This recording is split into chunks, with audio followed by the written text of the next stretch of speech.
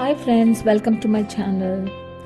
ఈరోజు మనం చాలా టేస్టీగా ఉండే సింపుల్గా చేసుకునే టమాటో కొత్తిమీర పచ్చడి ఎలా తయారు చేసుకోవాలో చూద్దాం.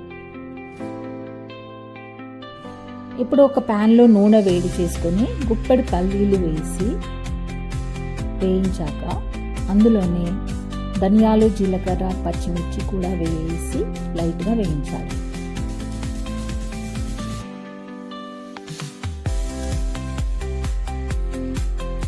ఇలా ఫ్రై అయ్యాక ఒక గిన్నెలో తీసి పక్కన పెట్టుకోవాలి.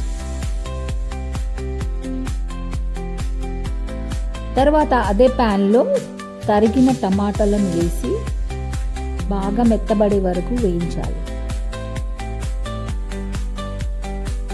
టమాటోలు మెత్తబడిన తర్వాత అందులోనే కొత్తిమీర వేసి ఒకసారి కలిపి గ్యాస్ ఆఫ్ చేసుకోవాలి.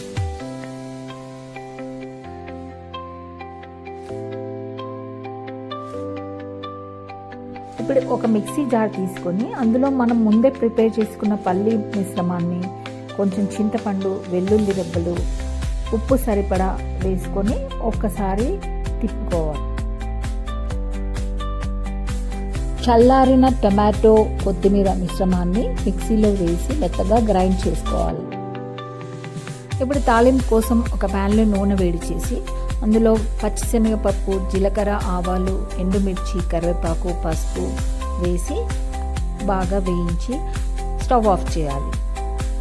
ఈ తాలింపులో మనం ముందుగా మిక్సీ పట్టుకున్న పచ్చడిని వేసి కలిపేసుకోవాలి. అంతేనండి, సూపర్ టేస్టీ టమాటో కొత్తిమీర పచ్చడి రెడీ.